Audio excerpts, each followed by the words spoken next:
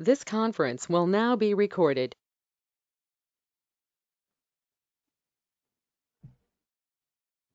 Om Gurubhyo Namaha. Dasabodha, 17th August 2021, page number 136. New chapter, madam. Chapter 10, the signs of the master. Guru Lakshman. Sri Ram. In the last chapter, it was asked whether a family man who cannot give up his way of life can be called a seeker or not.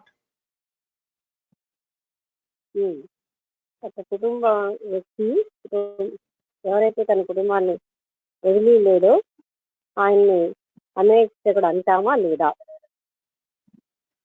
The answer to this question is as follows. Please listen. ఈ ప్రశ్న సమాధానం ఈ క్రింది విధంగా ఉంది, జాగ్రత్తగా వినండి అంటున్నారు. For family men, the nature of renouncement consists of dropping bad behavior.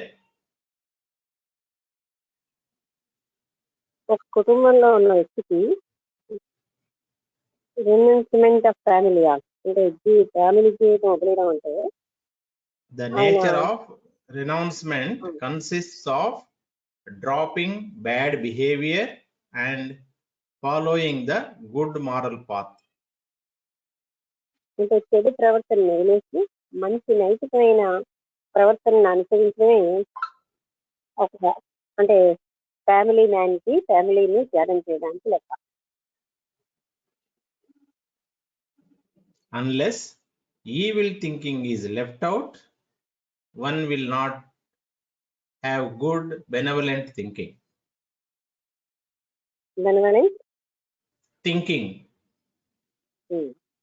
Evil thinking అంటే చెడు ఆలోచన వదిలేసే వరకు ఆయనకు ఉదారమైన ఆలోచనలు ఉండవు. The family men have to do this renouncement. అంటే కుటుంబంలో ఉన్న వ్యక్తి ఇటువంటి త్యాగం చేయాలి.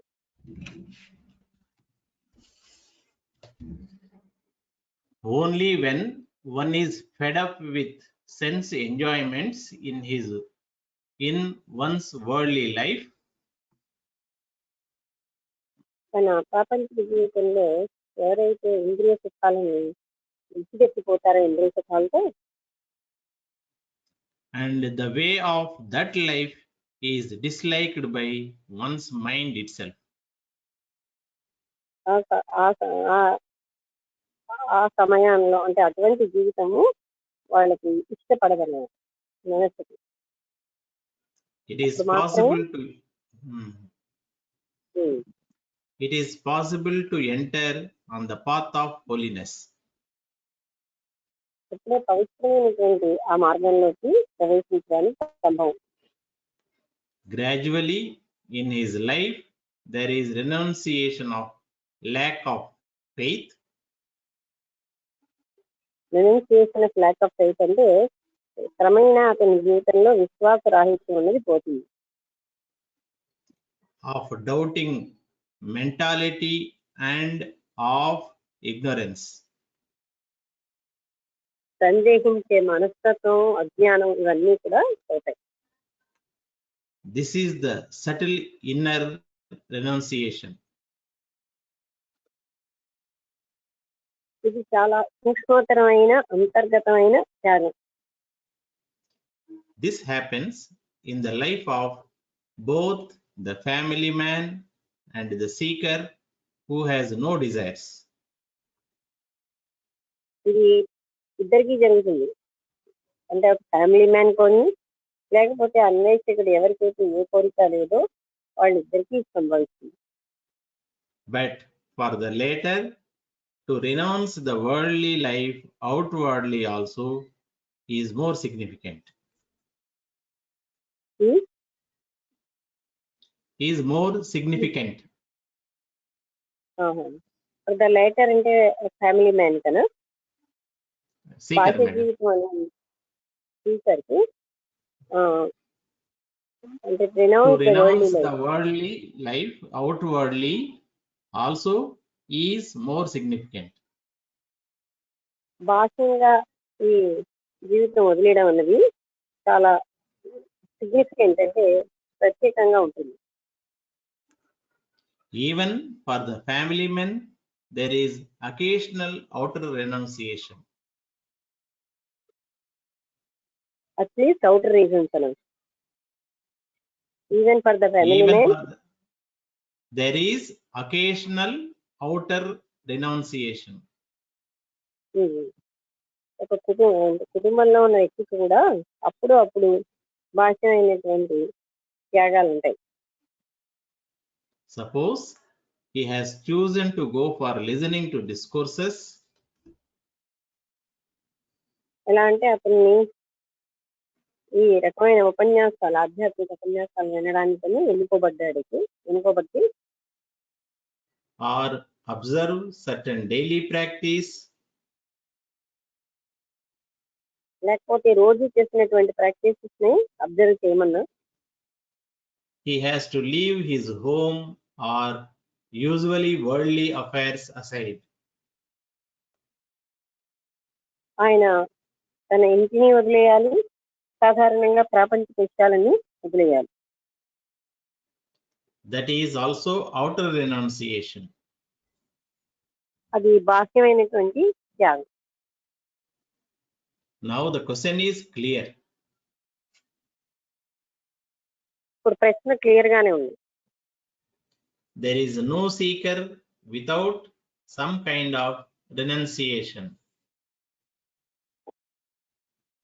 ఏదో ఒక రకమైన త్యాగమే లేకపోతే అసలు అన్వేషకుడు సీకర్ అన్నవాడే ఉండడు. Now please listen to the subject which comes before us in the sequence. In the secret. Sequence. ఈ శ్రేణిలో తర్వాత వచ్చేటటువంటి సబ్జెక్ట్ ని మీరు చాలా జాగ్రత్తగా వినండి. In the last chapter, we have explained the signs of a seeker. Seeker అంటే సీకర్ అంటే ఒక సీకర్ యొక్క లక్షణాలు ఏంటని కింద చాప్టర్ లో మనం తెలుసుకున్నాం. Now we will tell the sign of recognizing who is a master. ఇప్పుడు నేను ఈ చాప్టర్ లో ఎవరు సరే గురువు అని గుర్తించడానికి కావాల్సిన లక్షణాలు చెప్తాను. When a sage is merged into the absolute reality,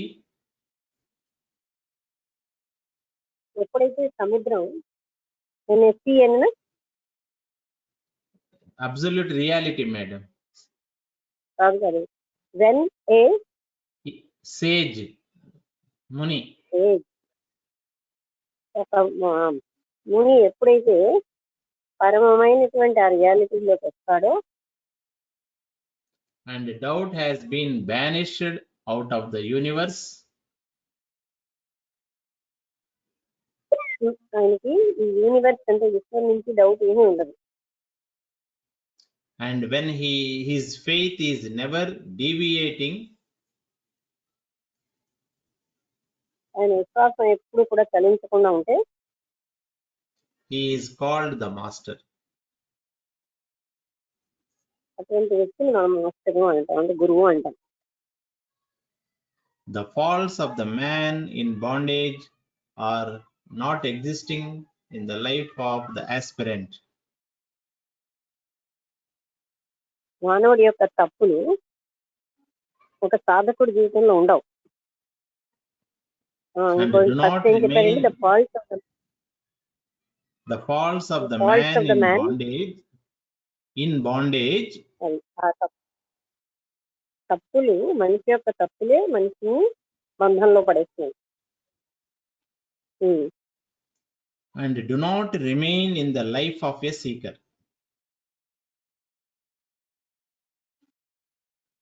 అంటే ఎప్పుడు కూడా do not remain అంటే జీవితంలో స్పీకర్ గానే in the life of speaker గా మాత్రమే ఉండిపోతుంది.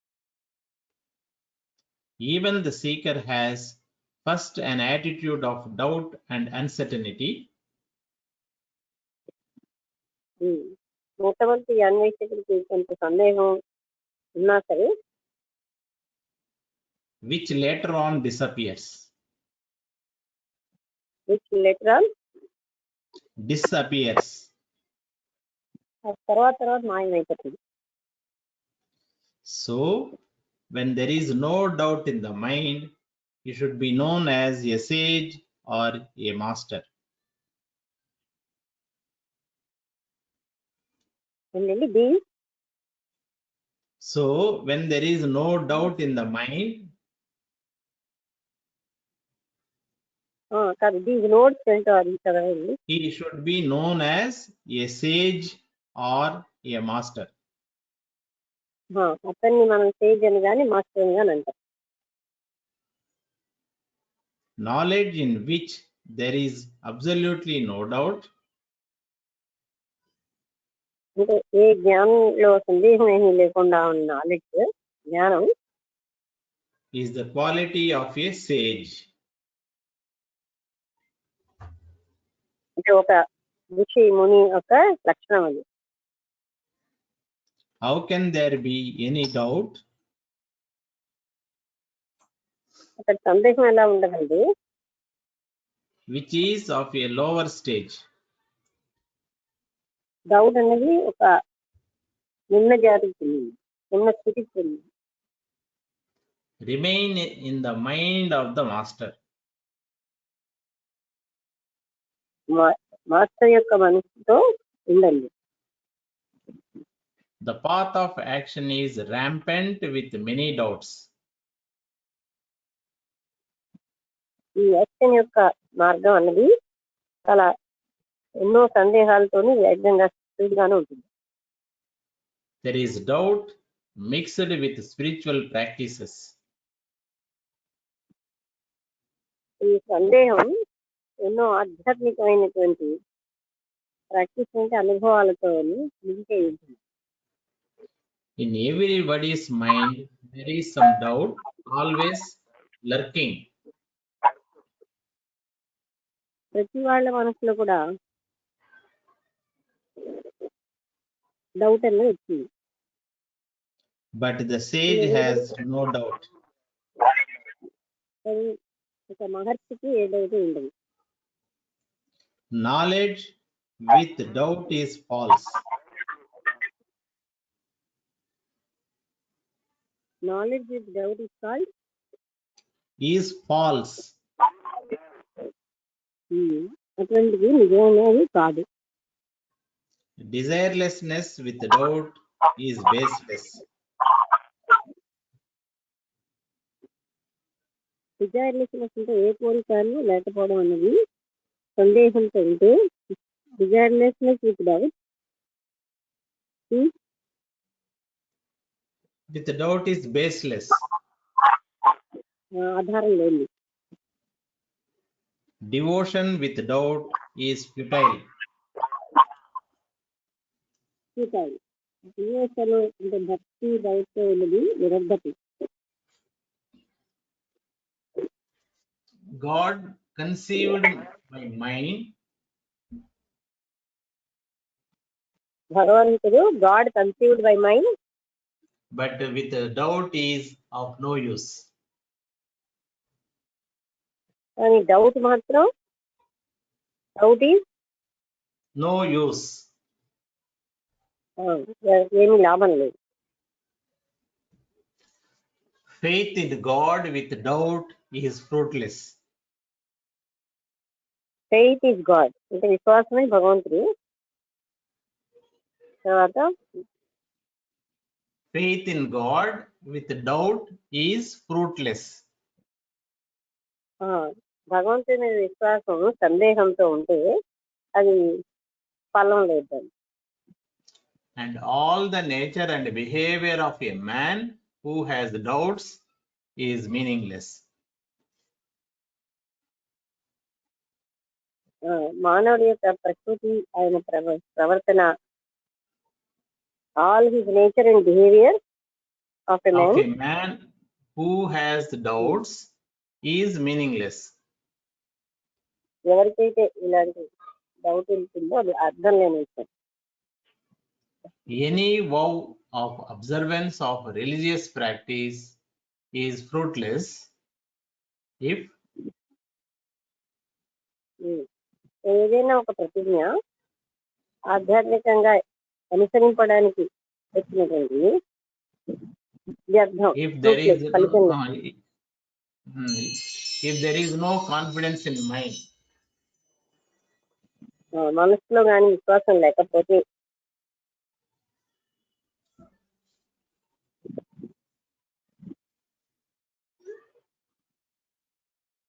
Going to sacred places, పవిత్రమైన స్థలాలకు వెళ్ళడం, having doubts in mind is of no use. ఎన్నో డౌట్స్ పెట్టుకుందాం, ఏం లాభం లేదు. And without firm conviction, the spiritual life is also useless. Without firm conviction అంటే ఒక నిశ్చయమైనటువంటి దృఢమైనటువంటి ఒక నిశ్చలత్వంతో వితౌట్ ఫర్మ్ అంటే ఆధ్యాత్మిక జీవితం సంభవం కాదు. Devotion with misgivings, love with a doubt about the person, devotion with misgivings,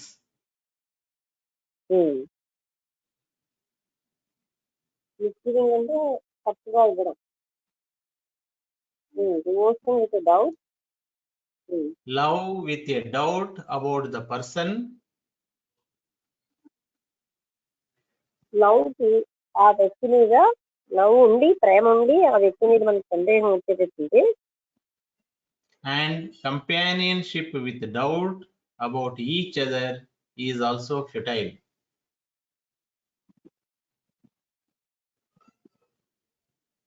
మళ్ళీ కంపానియన్షిప్ విత్ డౌట్ అంటే స్నేహం డౌట్ తోటి, డౌట్ అంటే సందేహం About each other is also futile. అది స్నేహితులు ఇద్దరికి ఒకరి మీద ఒకరికి సందేహం ఉండడం అన్నది కూడా వ్యర్థమే. Because in it doubt goes deeper. ఎందుకంటే అందులో డౌట్ చాలా లోతుగా వెళ్ళిపోతుంది స్నేహంలో. With a mind always doubting, a man's life is meaningless.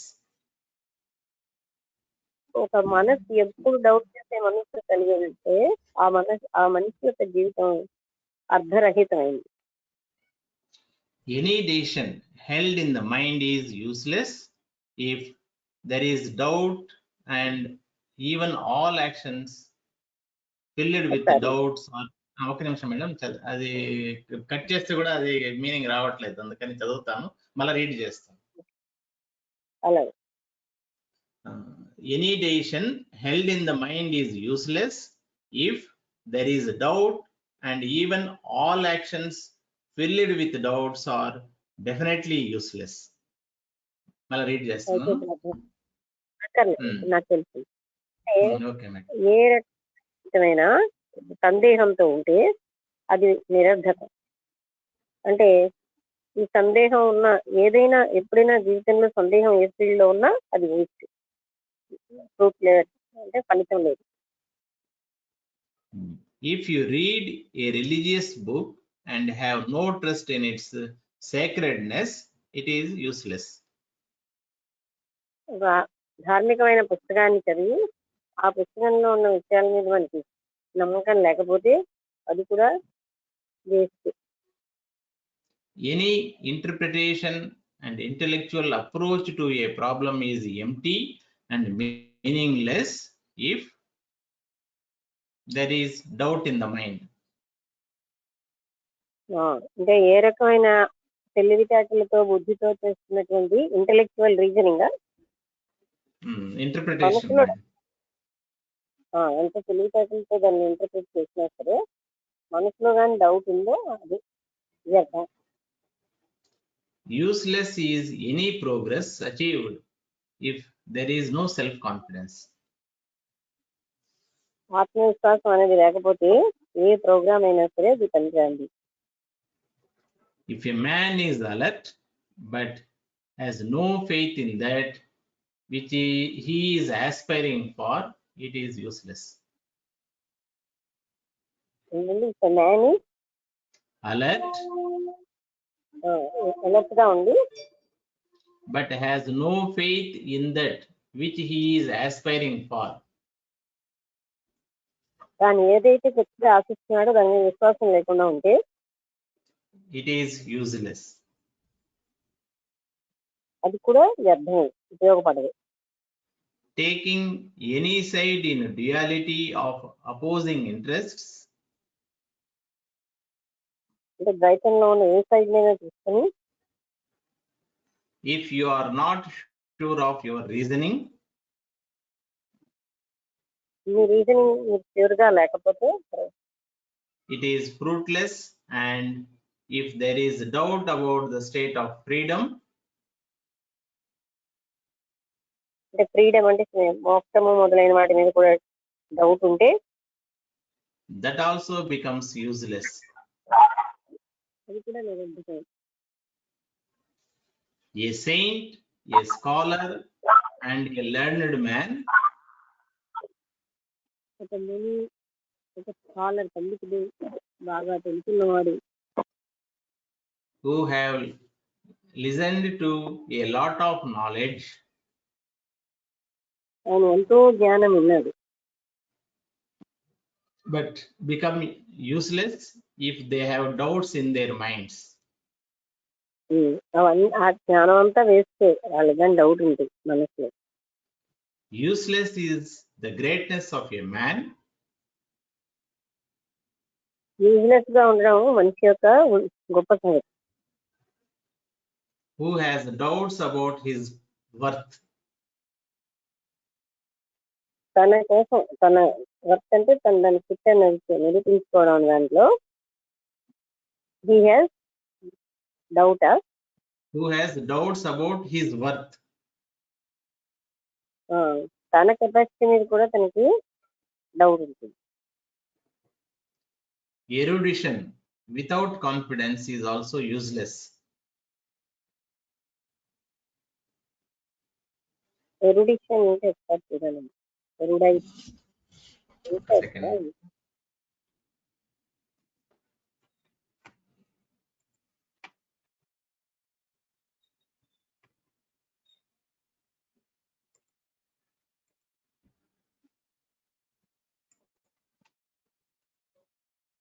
Repeat అనేది. Second.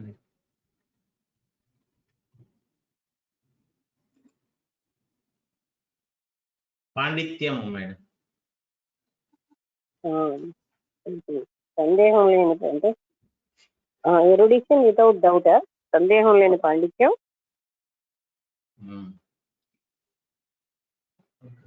Erudition without confidence is also useless. అది అంటే పాండిత్యం విశ్వాసం లేకుండా, నమ్మకం లేకుండా ఉంటే అది కూడా ఉపయోగపడదు. A man who is expert but has no confidence and has doubts is of no use.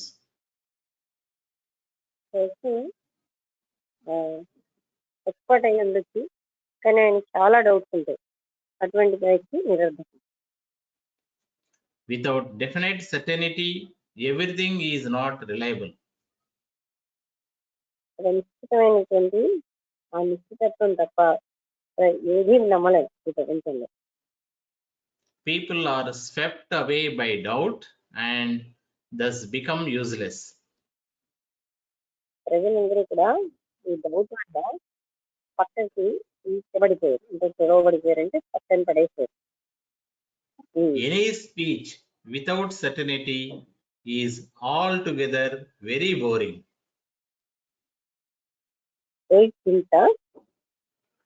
Speech without certainty. ఎందుకు చెప్పారు 8 స్పీచ్ ఏంటి? Speeches Madam, any speech without certainty is altogether very boring and very boring. Okay, అంటే ఏ రకమైన ఉపన్యాసం అయినా ఒక నిశ్చితత్వం లేకుండా ఉంటే అది ఉపయోగం లేదు, అది బోరింగ్ కూడా. and amounts to meaningless babble. ఇంకా చెప్పాలంటే అర్థరహితమైనటువంటి వాగుడులాగా ఉంటుంది. All the boasting without certainty is nothing but a ridiculous affair.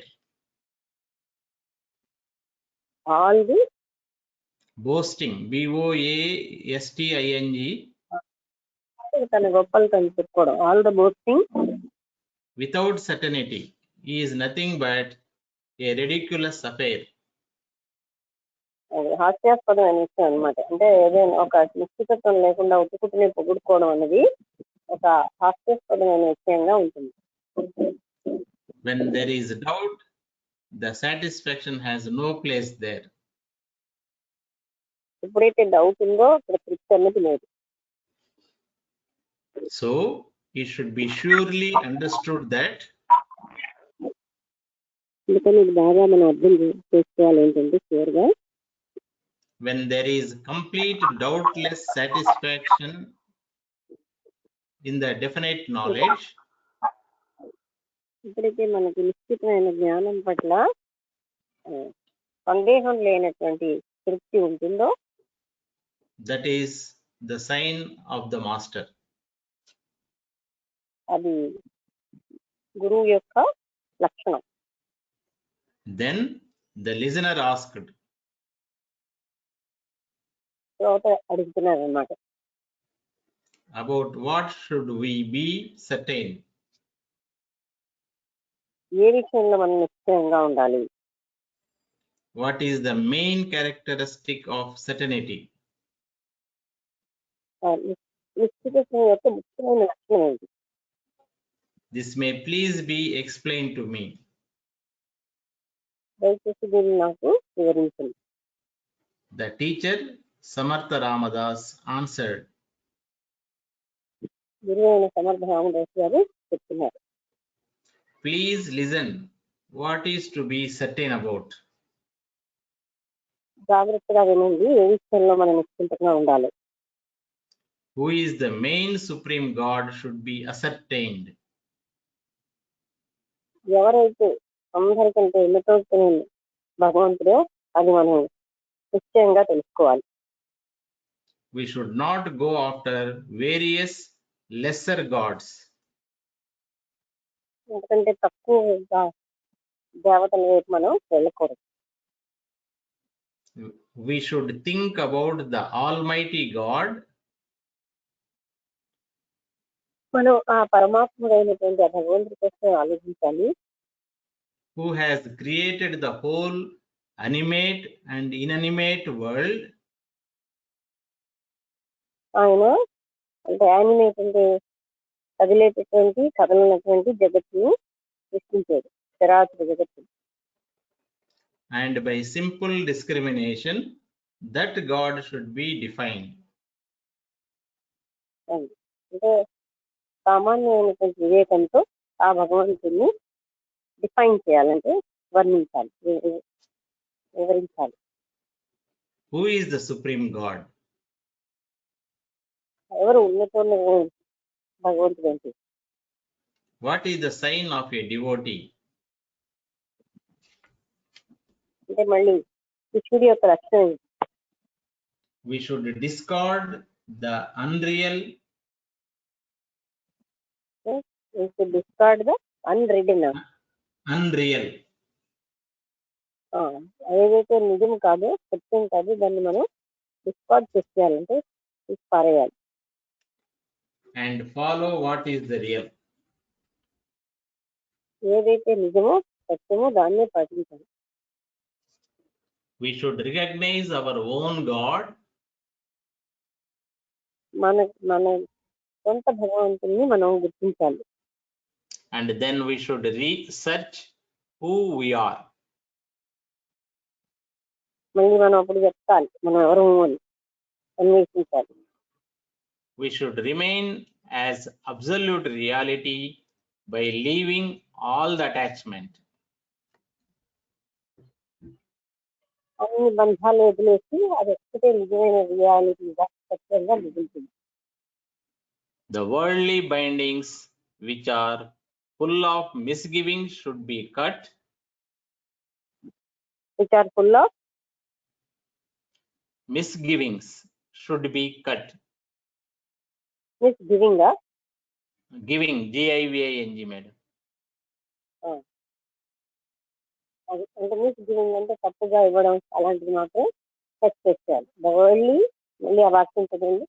The worldly bindings which are full of misgivings should be cut. అంటే ప్రాపంచిక బంధం ఇందులో మిస్గివింగ్ అన్ని తప్పుగా ఇవ్వడం అనేది ఉంటుంది. అది పూర్తిగా కట్ చేయాలి. The aim of final liberation should be fixed. Final గా వచ్చినటువంటి ముక్తిని మనం ఫిక్స్ చేసుకోవాలి. And the whole system of cosmic elemental structure should be analyzed. ఈ మొత్తం సిస్టంలో ఉన్నటువంటి ఎలిమెంటల్ సిస్టమ్ అంటే పంచభౌతికమైన స్థితి ఇది should be analyzed to ascertain. దాన్ని మనం విశ్లేషణాత్మకంగా చూడాలి. ఎందుకంటే into ascertain how they are interdependent and mutually eliminative.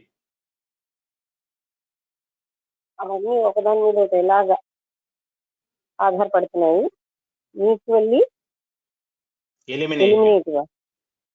అవును మేడం. ఎలిమినేట్ చేయగలడం అంటే పారదొరగలం, ఒకదాన్ని ఒకటి పారదొరగలం. బ్రాకెట్ లో so as to reach the origin of the whole creation. అంటే ఇంతకుముందు లేదు అంటే ఈ హోల్ క్రియేషన్ తెలుసుకోవాలంటే ఎలా పంచభౌతికమైంది కదా, అంటే ఒక దాంట్లో ఒక పాలు ఎక్కువ ఉంటుంది. అది The premise should be studied.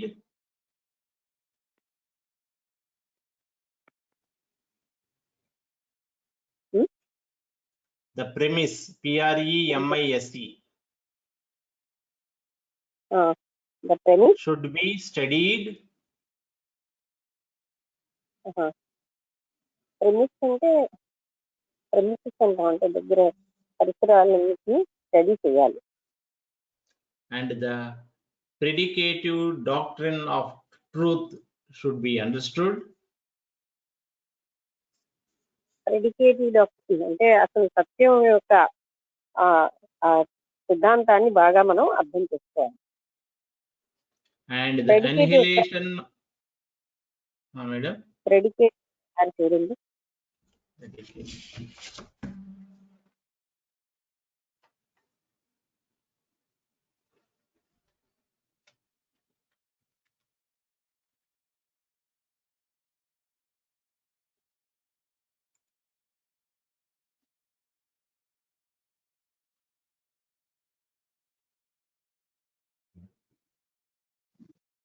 involves as a necessary condition of consequence. ఫలితాలు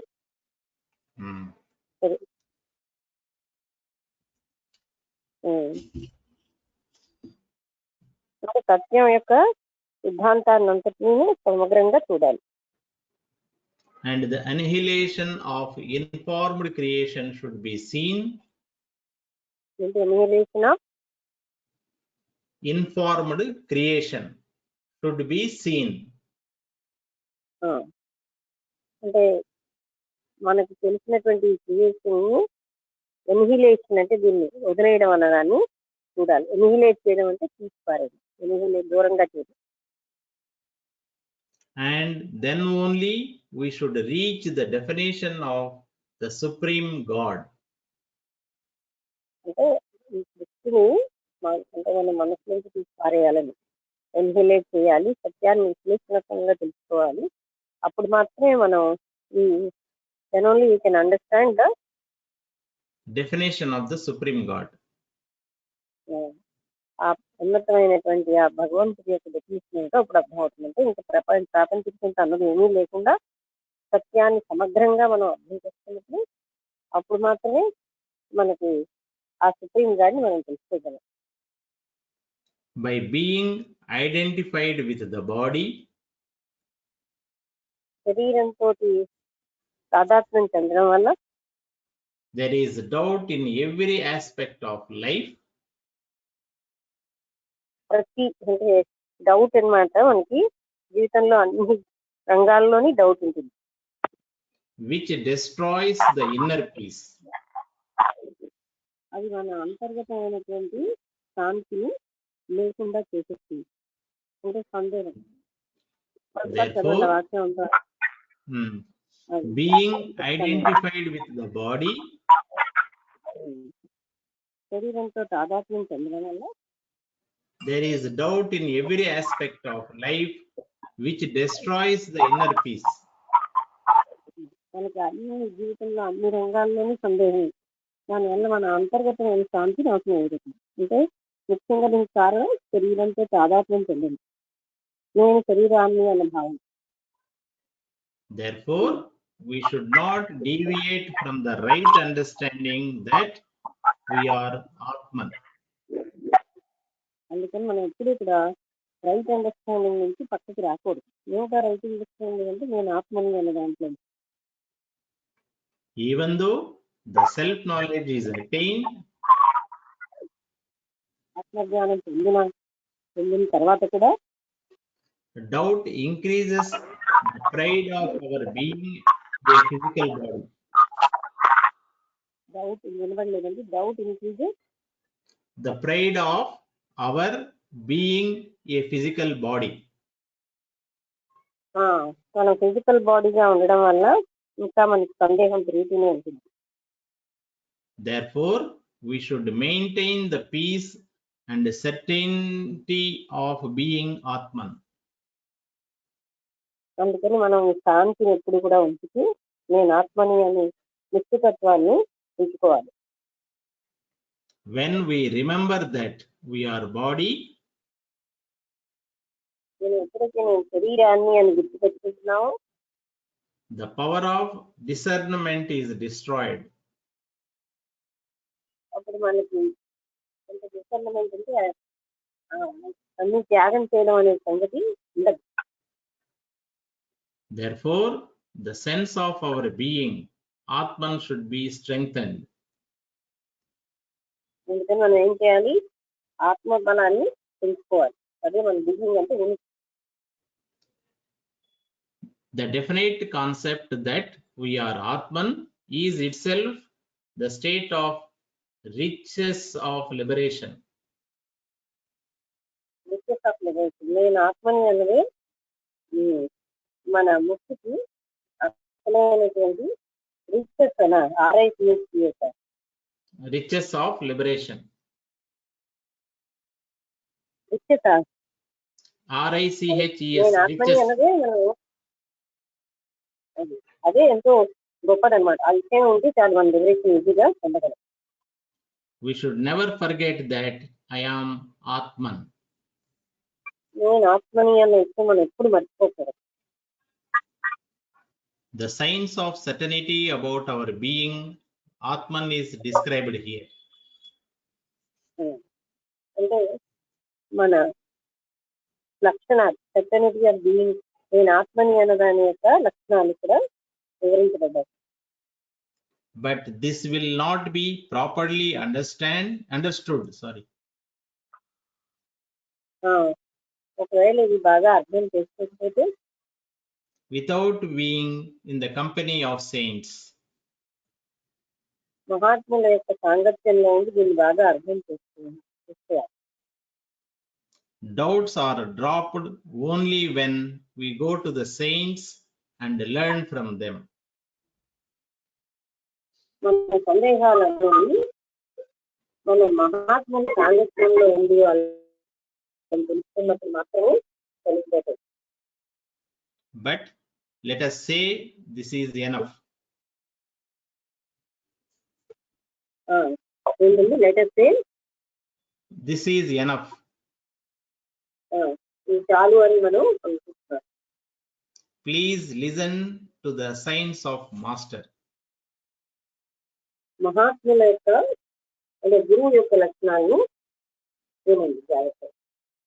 A man should be known as master if his mind is without doubts.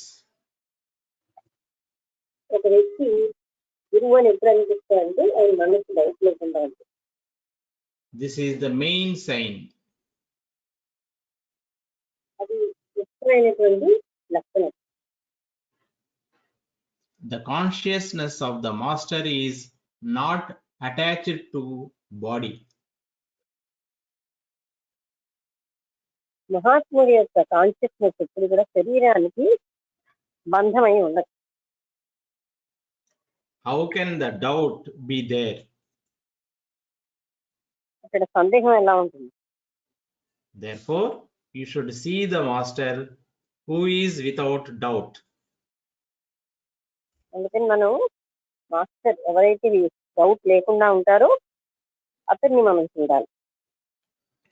When there is some connection with a body, శరీరంతో సంబంధం connection ఉన్నప్పుడు there are many signs connected with it. అప్పుడు ఎన్నో లక్షణాలు దాంతో శరీరంతో connect అయినటువంటి ఉంటాయి. But how can we tell that what are the signs of one who is beyond body? మనం ఎవరైతే శరీరానికి అతీతంగా ఉన్నారో వాళ్ళ లక్షణాలు ఇవి అని ఎలా చెప్పగలం? How can the signs of a thing which cannot be seen by our eyes be told? ఒక రాజుగారు మనం కళ్ళతో చూడని రాజుగారి లక్షణాలు మనం ఎలా చెప్పగలం? When there is absolute clean, blotless thing which is the master. When there is absolute Clean, CLEAN, clean, absolute clean, blotless thing which is the master. blotless, BLOT. Madam. అంటే అబ్సల్యూట్ పరమమైన, క్లీన్ అంటే పరిశుభ్రమైన, తర్వాత ఏ మచ్చ లేనటువంటి, bloodless, Which is the master? How can the signs of that be told? How can the SIGNS signs of that be told? అలాంటి being కోసం ఎలాగ మనం లక్షణాలు చెప్పగలం? Signs mean particular characteristics. లక్షణాలు అంటే కొన్ని ముఖ్యమైనటువంటి క్యారెక్టరిస్టిక్స్ అంటే స్వభావాలు. The absolute is itself without any qualities or characteristics. ఆ పరమమైనది ఏ రకమైనటువంటి ఇన్ఈక్వాలిటీ అంటే అసమానతలు లేకుండా లేకుండా ఉంటుంది. Without any qualities. ఏ లక్షణాలు లేకుండా ఉంటుంది. That is the sign of the Siddha. అది సిద్ధుడి యొక్క లక్షణం. The adept, the master who is the absolute. అతనే మాస్టర్, అతనే పరమమైనటువంటి ఆ గురువు. Even then, this subject is told in the Dhyana Dashaka. అయినా సరే this subject is told in జ్ఞాన దశకానా, జ్ఞాన దశకంలో చెప్పబడింది. So here we close our talk. అందుకని ఇక్కడ మనం మాట్లాడేది ఆపేద్దాం. The listeners may kindly forgive me for whatever defects or lacunae, LACUNAE, are there in this speech. అందుకని వినేవాళ్ళు ఏ లోపాలు ఉన్నా సరే, ఏ రకమైనటువంటి డిఫెక్ట్లు ఉన్నా, లేకపోతే అంటే ఖాళీలు అన్నమాట ఉన్నాను క్షమించమని అడుగుతున్నాను. Thus, in the 5th Dashaka of Dasabodha, ఈ విధంగా దాసబోధలో 5వ దశకంలో in the dialogue between the Guru and the disciple, గురు శిష్య సంవాదంలో this 10th chapter by name, the Science of Master, is completed here. అంటే 10వ చాప్టర్ అయిన గురువు యొక్క లక్షణాలు అనేవి అయిపోయింది. ఆయన ఇందులో ఏం చెప్తున్నారంటే గురువు శరీరంతో ఐడెంటిఫై అవ్వడు, అలాంటి వాడిని గురువు అంటాం. శరీరంతో ఐడెంటిఫై అవుతేనే లక్షణాలు అవి. శరీరంతో ఐడెంటిఫై అవనప్పుడు ఆ పరమాత్మ తత్వానికి ఈ లక్షణాలన్నీ లేవు. అటువంటిప్పుడు గురువు లక్షణాలను ఎలా బోధపరచగలం అంటూ చెప్తున్నారు. అర్థమైంది ఆ పాయింట్? Yes, ma'am. శరీరంతో ఐడెంటిఫై లక్షణాలు, ఐడెంటిఫికేషన్ వదిలేసినప్పుడు ఏ లక్షణాలు ఉంటాయి అని. So end of Dashka 5. రేపు వచ్చి Dashka 6, Search of God. భగవంతుడిని వెతకడం.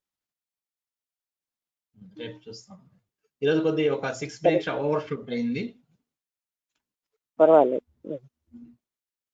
చాప్టర్ అయిపోయింది. చాప్టర్ ప్లస్ దశక కూడా కంప్లీట్. అందరికీ నమస్కారం.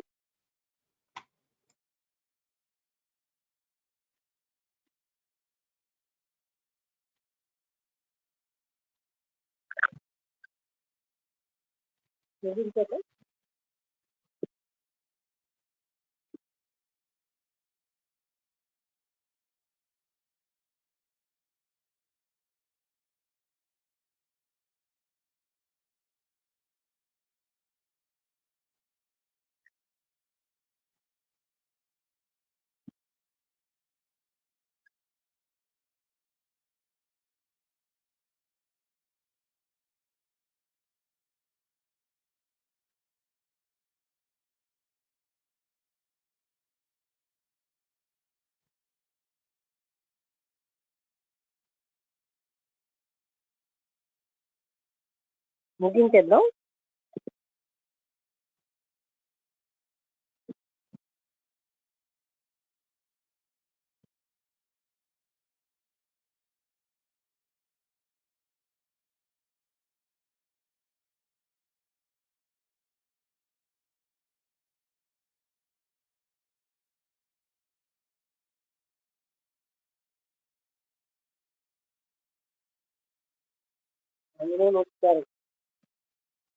లేరా?